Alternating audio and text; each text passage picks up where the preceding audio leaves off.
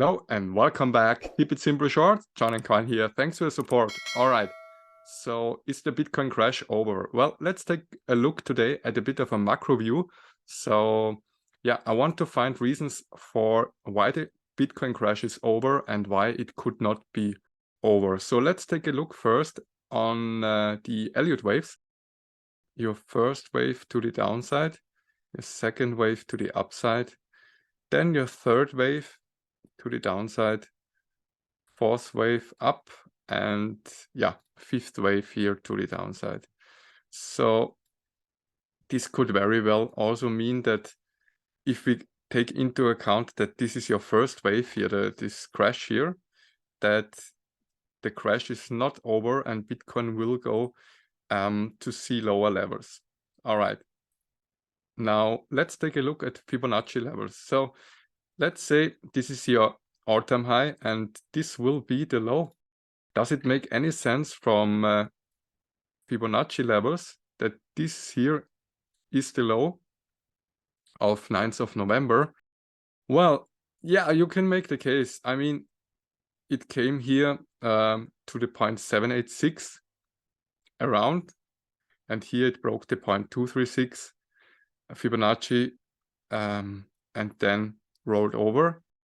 But now let's take a look if we take the Fibonaccis from this high in June 19. So yeah, around 13,590. Does this make any sense? Well, yeah, definitely. I think just from Fibonacci standpoint, you can see here after the first crash, the retrace to the 0.786, then came to the 0.236, found some short-term support, came to the 0.382 at 25.2K, then came around below the 0.236, couldn't hold it, and then rolled over. So simply from Fibonacci standpoint, yeah, this could mean that we are going a bit lower because especially here the 0.786 bounce makes perfectly sense. But yeah, so these were the Fibonaccis. Now, what about the RSI? Well, on the daily time frame here, definitely we got a low and a lower low. And here on the daily, we got a higher low, means we got a bullish divergence, could mean that the bottom is already in.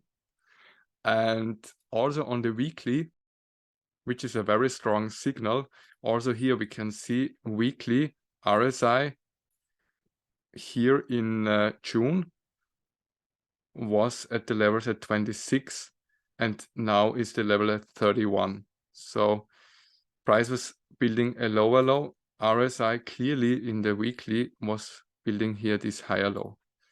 Not only that, but what we were talking about many times in my channel, that we can see here this downward sloping resistance.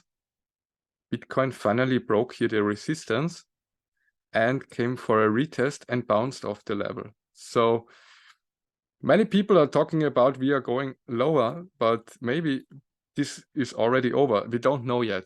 Okay, so someone would say this is a dubious speculation.